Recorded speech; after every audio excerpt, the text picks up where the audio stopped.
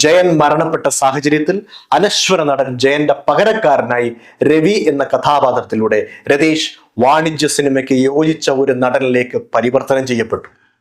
അനുരാഗപൂർണമായ വെള്ളാരം കണ്ണുകളും നായക പ്രാധാന്യവും അഭിനവ മികവും സംഘടന രംഗങ്ങളിലെ കൈയടക്കവും എല്ലാം രതീഷ് എന്ന നടനെ മലയാള സിനിമയുടെ സൂപ്പർ സ്റ്റാർ പദവിയിലേക്ക് എടുത്തുയർത്തി.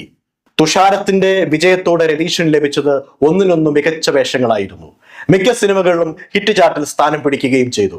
പ്രമുഖരായ IV ശശി, തമ്പി കണ്ണന്താനം, K മധു തുടങ്ങി പലരുടെ കൂടെയും സഹകരിച്ച് രതീഷ് മലയാള സിനിമയ്ക്ക് പുതിയ ഒരു ഉണർവ് തന്നെ നൽകി.